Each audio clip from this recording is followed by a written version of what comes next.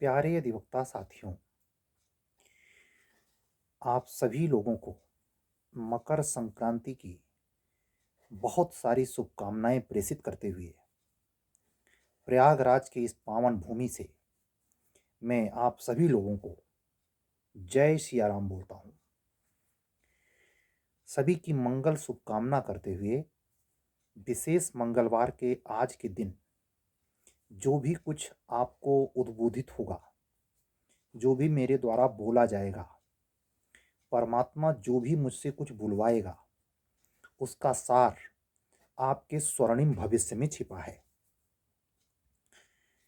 इस समय घड़ी में 2:30 बजने वाले हैं। ब्रह्म मुहूर्त आधे घंटे बाद एंट्री मारेगा और प्रयागराज के संगम क्षेत्र पर करोड़ों की भीड़, अपार जन समुदाय ऊर्जा से आप्लावित है। महसूस कर सकते हैं आप। पूरे ब्रह्मांड में, खास करके मृत्यु लोक में, इस धरती पर जो सातों महाद्वीप हैं, ऐसी आभा स्नान की निस्बत विश्व के किसी भी मुल्क में कहीं नहीं है। भीड़ जुटती है, इससे ज्यादा जुटती है, लेकिन स्नान की निस्बत वो नहीं जुटती कि 0 डिग्री से नीचे के टेम्परेचर के पानी में स्नान करने की इतनी बड़ी श्रद्धा, आस्था का सैलाब। ये जो भावना भारतीयों में पाई जाती है, वहां आप प्रकट ईश्वर देख सकते हैं।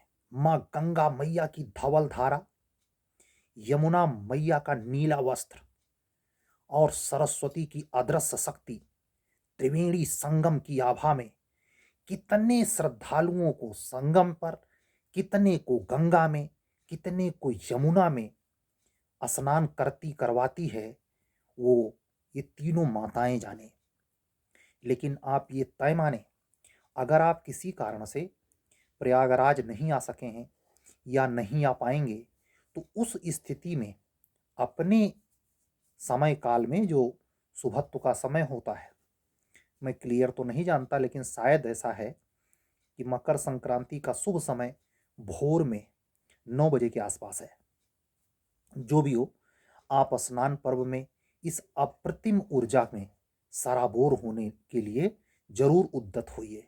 कोशिश कीजिए कि आप इस स्नान के महात्म्य को समझते हुए, स्नान के बाद प्रसाद वितरण के महात्म्य को समझते हुए, तिल, गुड़ तिल से बने हुए भोजन और मकर, सूर्य के मकर राशि में प्रवेश करने का मतलब सूर्य उत्तरायण हो रहे हैं। हालांकि इंग्लिश कैलेंडर 25 दिसंबर को ये बात मानता है, लेकिन हिंदुस्तान में भारतीयों का जो जन आस्था है या जो ऋषियों मनीषियों की जो भावना रही है, वो सूर्य के मकर राशि पर आने पर माना जाता है कि अब सूर्य उत्तरायण हो रहे हैं, यानी ग्रीष्म ऋतु का आगमन होने वाला है। ग्रीष्म ऋतु के पहले वसंत ऋतु बसंत पंचमी के तौर पर मनाई जाती है। यह कुंभ मेले का आखिरी स्नान होता है, जिसके बाद कुंभ मेला समाप्त माना जाता है। 26 फरवरी को महाशिवरात्रि है और उसके बाद वसंत पंचमी है। या मैं थोड़ा सा मिस कर रहा हूं, मुझे शायद अगर कंफ्यूजन हो रहा हो तो आप इसको सुधार लें कि बसंत पंचमी के बाद आखिरी स्नान पर्व में शायद महाशिवरात्रि है 26 फरवरी।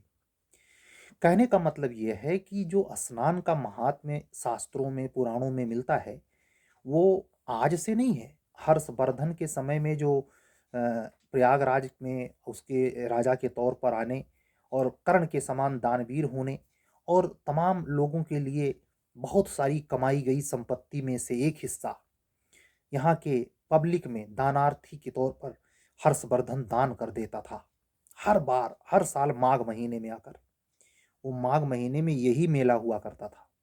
कल पौष पूर्णिमा थी, आज से माघ महीने का पहला दिन है, जिस अब मकर संक्रांति मनाई जा रही है। अद्वितीय ठिठुरन भरी सर्द हवा चल रही है। हवा की गति भले धीमी है, लेकिन है। कुछ देर पहले ज्यादा थी, इस समय थोड़ी डाउन है। भगवान करे ये डाउन रहे, जिससे जो स्नानार्थी गंगा जी में डुबकी लगा रहे हैं उनको अतिरिक्त ठंडक न लगे। हमारी सब लोगों की आस्था इस बात में है कि जो भावना आप जैसा पवित्र भाव रखते हैं, आप उसकी ऊर्जा को महसूस कर सकते हैं। अगर आप साफ स्वच्छ ढंग से रहते हैं, साफ स्वच्छ कपड़े पहनते हैं, साफ स्वच्छ अपने शरीर को रखते हैं, तो आपके अंदर की ऊर्जा दूसरी होती है। आप किस समय स्नान करते हैं, आपकी ऊर्जा उस तरीके से बदलती रहती है। आप अगर प्रातः काल स्नान करते हैं, दोपहर में स्नान करते हैं, दोपहर बाद स्नान करते हैं, इसका दैनिक जीवन में भी बहुत ऊर्जा के स्तर पर फर्क होता है। यूं ही दिनचर्या को ना बनाएं। दिनचर्या में ये प्रयागराज का जो स्नान भाव है कि सबसे पहले स्नान कर लेने की होड़ है। ठीक है, ये लालच है कि परलोक बन जाएगा, पाप खत्म हो जाएगा, ये सब कहने की बातें हैं। बात सिर्फ इसमें है कि आस्था और विश्वास के तले, जिसमें गीता में भगवान कहते हैं कि ऐसा व्यक्ति ही मेरे प्रति आस्तिक हो सकता है, अन्यथा ज्यादातर लोग तो मेरी निंदा में, मेरे को साधारण मनुष्य मानने में यूं ही व्यर्थ चले जाते हैं। जन्म उनका होता है, मानव शरीर पाते भी हैं, लेकिन उनका हमारे प्रति कोई झुकाव नहीं होता। वो पैसे कमाते हैं, महल बनवाते हैं, जिंदगी मौज में गुजार देते हैं, लेकिन वो ये समझ नहीं पाते कि गंगा के श्रद्धालुओं में सिर्फ यही श्रद्धा नहीं होती कि चलिए पाप कट जाएंगे। असल में ये जो भावना होती है कि प्रयागराज भगवान साक्षात सारे देवता सभी वहाँ मौजूद हैं। प्रयागराज एक ऐसा शहर है पूरे विश्व में जिसको भगवान की उपमा दी जाती है। प्रयागराज भगवान, ये शहर ही ऐसा है, हैं? तो इस आभा में हम आपको कनेक्ट किए हुए हैं। सुबह का समय है, ब्रह्ममुहूर्त निकट है, ब्रह्ममुहूर्त की आभा है। कैसे नहीं कि सूर्य उदय के पहले सूर्य की लालिमा, उस सूर्य उदय की लालिमा का जो समय होता है उसे ऊषा काल बोला जाता है। प्रातः काल के पहले का समय ऊषा काल है। ऊषा काल से पहले का समय पूर्वाह्न समय माना जाता है और वो ब्रह्ममुहूर्त की बेला का आगाज है। इसमें आप जो भी भाव रखते हैं, जो भी आप वर्ष भर के लिए, जो आप जीवन भर के लिए जो संवेदनाएं संजोते हैं, उसका पूर्ण काल चलता है। शुद्ध भाव से रहें, शुद्ध विचार से रहें, दान सुपात्र को करें। खिचड़ी मात्र खाद्य पदार्थ नहीं है। खिचड़ी में नए जीवन के, नए वर्ष में ग्रीष्म ऋतु के आने के साथ साथ, बासंत ऋतु के आने के साथ साथ आप में दया, दान के प्रति, पदार्थ के प्रति संचय के साथ साथ उसका सुपात्र को दान देने की भावना, ये सब पूर्णकारी, बहुत पूर्णकारी कृत्य हैं जो पर डे के जीवन में होने चाहिए। जीवन में पर डे होने चाहिए। ऐसा नहीं कि पूर्ण काल लगा है, मकर संक्रांति है तभी नहीं। ये आप जीवन में अगर इसको अपनाते हैं, यानी जो आज का व्यवहार आपका है वो पूरे जीवन रहे, हर दिन रहे, वो आपको बदल के रख देगा। मकर संक्रांति का मतलब सूर्य जो आपको सरकारी नौकरी में राजा बनाता है वो स्थापित हो रहा है। जानते हैं उत्तरायण की महिमा? भीष्म पितामह ने पूरे 6 महीने वेट किया था सूर्य के उत्तरायण होने का। गीता कहती है कि अगर सूर्य उत्तरायण होने पर कोई आदमी प्राण छू त्यागता है तो उसकी मोक्ष गति होती है। हर व्यक्ति की नहीं हो सकती, लेकिन जो उस लायक है। और अगर कोई दक्षिणायन पे छोड़ता है तो वह अधोगति में जाता है। इस मिथक धारणा के चलते भीष्म पितामह ने अपने, उनको इच्छा मृत्यु का वरदान था और उन्होंने अपना प्राण तब छोड़ा जब सूर्य उत्तरायण हुए। उत्तरायण होने का महात्म्य समझिए। अगर आपको सरकारी सेवा में आना है, क्या छोटी सी नौकरी प्राइमरी के मास्टर की, या बड़ी से बड़ी नौकरी जिला कलेक्टर या अपर जिला जज की या जिला जज की, जो कंपटीशन के माध्यम से नौकरियां होती हैं ये सर्वोच्च हैं। इसके ऊपर नौकरी नहीं है सरकारी। आईएएस आईपीएस 22 से 30 साल, 25-35 साल तक हुआ जा सकता है, लेकिन एडिशनल डिस्ट्रिक्ट जज एक ऐसी नौकरी है जो किसी किसी स्टेट में 50 साल तक भी हुआ जा सकता है। आप उसी सेवा में सेवारत हैं, उसी में अध्ययन कर रहे हैं। आपकी अभिलाषा है कि अगर अभी नहीं तत्काल बन सकते तो अभियोजन अधिकारी बन जाते हैं, बाद में एडीजे की भर्ती में शामिल होंगे।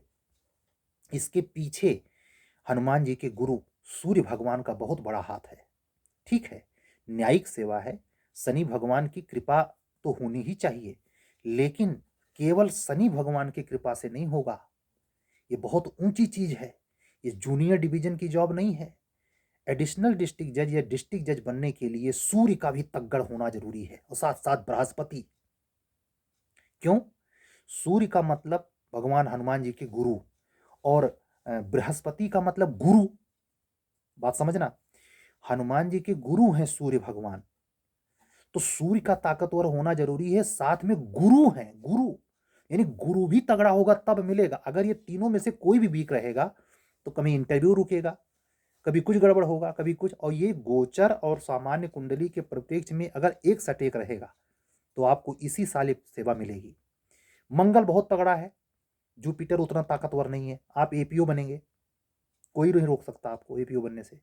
आपका शनि बहुत ज्यादा ताकतवर है और से अपेक्षा जूनियर डिवीजन में सक्सेस मिलेगी। लेकिन अगर शनि के साथ साथ जुपिटर भी तगड़ा है या राहु तगड़ा है या शनि तगड़ा है तो 100% आपको एडिशनल डिस्ट्रिक्ट जज बनने या ऊपर न्यायमूर्ति बनने से कोई रोक नहीं सकता। लेकिन एक चीज कॉमन रहेगा, शनि शक्तिवान होना ही चाहिए अगर न्यायिक सेवा चाहिए।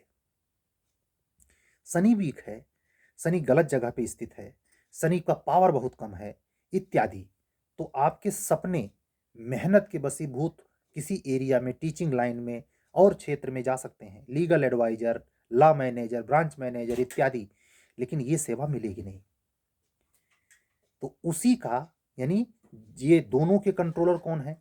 आप ऐसे समझिए कि चाहे राहु हो या केतु हो या शनि हो, इन सब का कंट्रोलर हनुमान जी। और हनुमान जी के गुरु कौन है? कौन है? सूर्य भगवान है। सूर्य भगवान का ये खास दिन है भाई। इसी दिन सूर्य दक्षिण से उत्तर की ओर बढ़ रहा है। और आप जानते हैं जो भी शुभ कार्य होता है उत्तर दिशा कितनी इंपॉर्टेंट है। पूरब से ज्यादा कई मामले में उत्तर दिशा इंपॉर्टेंट है। इसलिए इस महात्म्य को समझें। जो हिंदू धर्म के नहीं हैं वो भी इसकी वास्तविकता को समझें, वास्तुशास्त्र को समझते हैं। आप फैजी की मानसिकता रखें। मैं मुस्लिम विद्वान व्यक्ति का नाम ले रहा हूं फैजी, मैं नाम ले रहा हूं अबुल फजल, मैं नाम ले रहा हूं जो इनके दरबार में सिर्र अकबर की रचना करी, दारा सिकोह। इनकी मनोविकास, जिसे वर्तमान में कुछ कह सकते हैं जो सलमान है अरब में, उसकी मानसिकता में ये सब चीजें हैं जो प्रगतिवादी सोच रखता है। तो आपके पास अगर अप्रोच होगा तो दुनिया की कोई भी चीज हो, वर्तमान समय में रामचरितमानस का अनुवाद करवाया जा रहा अरबी में, रुचि रखोगे तब तो कुछ मिलेगा। कितना बड़ा वैभव है मध्य एशिया में, सऊदी अरेबिया, क्या रियाद, क्या तुर्की, क्या ईरान, क्या मतलब आप किसी भी मुस्लिम कंट्री में चले जाइए, उसके आगे घुटनों पानी पीता नजर आएगा अपना देश, इतना वैभव है। लेकिन सब कुछ अच्छा नहीं है, फिर वैभव थोड़े काम चलेगा। हर तरीके से, यानी सबसे मूल है आध्यात्मिक प्रगति। ये सब तो हो लेकिन आध्यात्मिक प्रगति भी हो, उसके लिए ये श्रद्धा होनी चाहिए। जो श्रद्धा लेकर के श्रद्धालु दुनिया के कोने कोने से, आज तो फ्लाइट का जमाना है, मोदी जी नारा दे रहे हैं कि उत्तर प्रदेश अकेला ऐसा राज्य है जहां 21 या ऐसे हवाई अड्डे हैं। इतने हवाई अड्डे होने का मतलब समझ रहे हैं? विदेश से कितने यात्री आएंगे कुंभ में स्नान करने, क्या ए ग्रेड की व्यवस्था की गई है। ये सारे के पीछे का सार समझिए, सूर्य सूर्य सूर्य सूर्य सूर्य। वही सूर्य जिसके कृपा के बगैर सरकारी सेवा नहीं मिलती। नाक रगड़ डालिए, कितनों रिश्वत के दे दीजिए, नहीं पाएंगे। गलत ढंग से भी आपको जो जैक से बैठते हैं उसमें राहु बैठा देता है, लेकिन बैठाता है सूर्य की मदद से ही, ग्रहण योग ना हो। ये सब बहुत इंपॉर्टेंट है। ये बातें इसलिए की परमात्मा करवाई, हनुमान जी की कृपा है, हनुमान जी के गुरु का एक विशेष दिन है और उसी दिन पे पड़ा है। आप ये देखिए मंगलवार है। इस ताकत को समझें। इसको जैसे मैंने सुबह ही, मतलब पूर्णिमा ही थी, उसमें मैंने शुरू किया है अर्बन प्लानिंग एक्ट, जो 2018 यूपी एचजीएस पार्ट सेकंड में 200 नंबर में लगभग 70 नंबर, 75 नंबर या 76 नंबर के क्वेश्चन पूछे गए केवल अर्बन प्लानिंग एवं डेवलपमेंट एक्ट से, मेंस में। इसके महात्म्य को कम नहीं किया जा सकता। इसीलिए मैंने इस क्लास की शुरुआत की और एक साथ 3 class the, first, second and third. इसका मतलब एक और दृष्टिकोण समझाना है। मैं हर वीडियो में बोल रहा हूँ कि जिस दिन स्नान पर्व रहेगा उसके एक दिन पहले, अगर बीच में संडे पड़ गया तब तो बच गया, लेकिन अगर बीच के हफ्ते में किसी दिन पड़ रहा है तो जिस दिन स्नान है उसके एक दिन पहले, जिस दिन स्नान है उस दिन और उसके एक दिन बाद किसी को कोई क्लास या कोई टेस्ट सीरीज नहीं होगी। तीनों दिन ऑफ रहेगा। ये हर स्नान पर्व पे रहेगा, महाशिवरात्रि तक। कितना भी खास कार्यक्रम हो नहीं होगा। अब ऐसा आप अंदाजा ना लगाएं कि हर उसमें हम स्नान करने जाएंगे, लेकिन मेरा दैनिक कार्य है, इसलिए निजी व्यस्तताएं, ये बताना भी जरूरी था। साथ ही इस समय को जो ये स्नान का खास ये, और ये मौनी अमावस्या इससे बेटर, ये तो है ही। मौनी अमावस्या क्यों बेटर, सुनना ध्यान से। ये जितना पावर लिए हुए है सूर्य का, समझना, सूर्य क्यों, माघ महीने का पहला दिन और पहला अंक किसका है, सूर्य का। इसके बाद जो 29 जनवरी को है मौनी अमावस्या का भी महात्मा समझिए, वो क्यों ताकतवर है, वो है शनि भगवान का अमावस्या। इसलिए मकर संक्रांति से भी ज्यादा भीड़ उमड़ती है मौनी अमावस्या में। क्यों, जितने लोगों पर शनि की ढैया चल रही है, जितने की शनि की 7.5 चल रही है, जो व्यक्ति किसी भी प्रकार से दुखित है, गरीबी से, बीमारी से, किसी भी कारण से अगर दुख पा रहा है, तो दुख का कारक केवल और केवल एक ग्रह है, शनि। दंड के कारक है राहु केतु, या तो बनाएंगे या तो मिटा देंगे, दुख नहीं देंगे। लेकिन शनि की वजह से, शनि के आदेश पर राहु को कहा जाता है कि इसने बहुत अनर्गल काम किया है, इसको दंड मिलना चाहिए, तो लंबा घसाते हैं, शनि चमड़ी उधेड़ लेता है। इसलिए उसकी पीड़ा, उसका आतंक, उसकी बातें बहुत चरितार्थ हैं। इसलिए मौनी अमावस्या पर जो भीड़ जुटती है पाप धोलने वो ज़्यादा होती है। उसमें आपको क्या लेना है, जो न्यायिक सेवा और एपीओ की तैयारी कर रहे हैं वो ध्यान दें, मौनी अमावस्या पर शनि भगवान स्ट्रांग होते हैं, उस स्नान का ये भी महात्म्य है। और आप उनके बगैर स्ट्रांग हुए डीजे और जूनियर डिवीजन की नौकरी नहीं पा सकते, केवल सूर्य के बूते नहीं पा सकते, उनका सहयोग चाहिए। आप ये जानते हैं सूर्य और शनि में जमता नहीं पिता पुत्र में, लेकिन इस बीच में अगर हनुमान जी की शरण ले लें तो चूंकि पिता पुत्र में तो नहीं जमता, लेकिन हनुमान जी के गुरु होने के नाते और हनुमान जी ने शनि को बचाया है, इसलिए कोई किसी को ओवर रूल नहीं कर सकता। बीच में हनुमान जी मीडिएटर की भूमिका निभा देते हैं और बिगड़ा हुआ काम बन जाता है। इसीलिए जिसका शनि गड़बड़ होता है, मंगल गड़बड़ होता है, राहु केतु, कुछ भी इन तीनों में से कोई भी गड़बड़ हो, उसको उपाय दिया जाता है कि हनुमान जी का शरण पकड़िए। ये पब्लिक मीडिया में यूं ही सबको मैं बोल रहा हूं, इसमें तमाम बच्चे ऐसे होंगे जो मुझसे कभी नहीं बात करेंगे, लेकिन उनके हित में है ये। पाखंड मत इसे मानिए, परम ज्योतिष है, ज्योतिष एक विज्ञान है।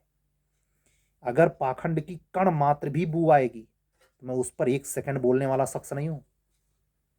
यहां पंडिताई करने नहीं बैठा हूं मैं पांडित्य पना, पुरोहित पना, मुल्ला मौलवी से मेरा 36 का आंकड़ा है।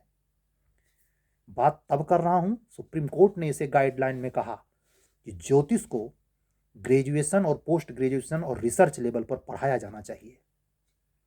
वो बात अलग है कि मुरली मनोहर जोशी के बाद किसी मानव संसाधन विकास मंत्री या शिक्षा मंत्री ने इस पर ध्यान नहीं दिया। कारण वो खुद ही नहीं जानता, वो क्या जाने इसका महात्म्य, वो क्या जाने कि चंद्रगुप्त विक्रमादित्य जो न्याय के बड़े बादशाह माने जाते थे, चंद्रगुप्त विक्रमादित्य की बात कर रहा हूं, उनके दरबार में सबसे बड़ा एस्ट्रोलॉजर दुनिया का 12 मिहिर शोभा पाते थे। उस 12 मिहिर की जो प्रज्ञा शक्ति थी, आज भी कोई पुल का निर्माण हो, कोई भी शुभ कार्य हो, कोई भी विजयश्री की बात हो, मुकदमा लड़ने की बात हो, किसी भी, तो उसमें शुभ अशुभ पाखंड नहीं है, जैसा कि तमाम शेड्यूल कास्ट और ओबीसी के लोग भ्रमित चित्त भ्रम फैला रहे हैं और उसको विभिन्न तर्कों से, अनेक तर्कों से बांटने की कोशिश करते हैं। उनको कुछ नहीं पता, बचकाने लोग हैं। इतना विज्ञान में अमेरिका आगे है, घुटने टेक रहा है महाराज। आपको शर्म आनी चाहिए, आपकी यहाँ की विद्या ले जाकर के वो बहुत आगे है और आप उसका मजाक बनाते हैं। असल में वो नहीं मजाक बनाता, अमेरिका की वजह से नहीं मजाक बन रहा, यहाँ के ही तथाकथित पोगा पंडित पाखंडी इसमें मौका दे देते हैं और इस विद्या की भी जाने अनजाने में भर्त्सना होती है, जो कि नहीं होनी चाहिए। तो हम पूरी उम्मीद करते हैं कि आज के वीडियो में इस हित को, इस पक्ष को समझते हुए मैंने आपसे कह ही रखा है कि 14 तारीख से लेकर और 23 तारीख तक, यानी जो सुभाष बाबू की जयंती मनाई जाती है, वहां तक मैंने आपको छुट्टी दे रखी है। आप कोई टेस्ट न दें, कुछ भी न लिखें, लेकिन इस दिन को आप पूरा स्पिरिचुअलिटी को सौंपें, तैयार करें अपने साल भर के लिए, वर्क के लिए, प्रगति पथ पे उतरने के लिए अपने आत्मा को मंदिर बनाएं। शरीर में कुछ ऐसा मत डालें जो आप रोजा में नहीं डालते, जो आप नवरात्रा में नहीं डालते। मैं रोजा के सिर्फ उसी पक्ष का समर्थक हूं जिसमें आप कुछ लेते नहीं, उसका नहीं जो शाम को आप डकारते हैं। मैं रोजा को आधा मानता हूं। मैं बिल्कुल इस पक्ष का नहीं समर्थक हूं कि आप मध्य एशिया के हैं तो नॉन वेज जबरदस्ती खाएं, नहीं, बिल्कुल नहीं, बचें। मैं उस वर्ग में एक इरफान खान नाम के अभिनेता रहे हैं, अब दुनिया में नहीं है, लेकिन उसके पिताजी कहते थे कि हमारे घर में पंडित कहां से पैदा हो गया।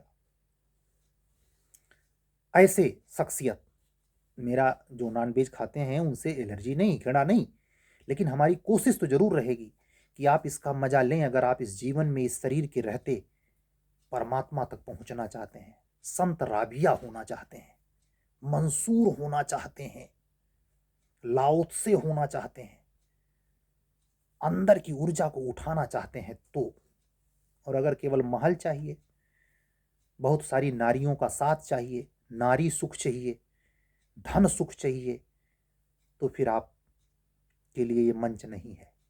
यहाँ पहला लक्ष्य तो यही है, सर्विस तो बाद में है, लेकिन हम जान रहे हैं हमको सुनने वाले हमारे सभी अधिकतर अधिवक्ता साथी हैं, चाहे एपीओ बनने का सपना देख रहे हों, चाहे पीसीएसजे में सिविल जज जूनियर डिवीजन बनने का सपना देख रहे हों, चाहे अपर जिला जज या जिला जज।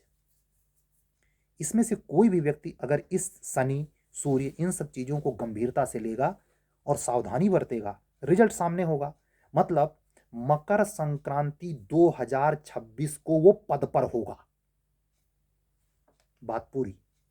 लेटे हुए हनुमान जी को ये सारी बातें निवेदित करते हुए और आप लोगों में बैठे परमात्मा के आके अपना सर झुकाते हुए आज की बातें पूरी करता हूं।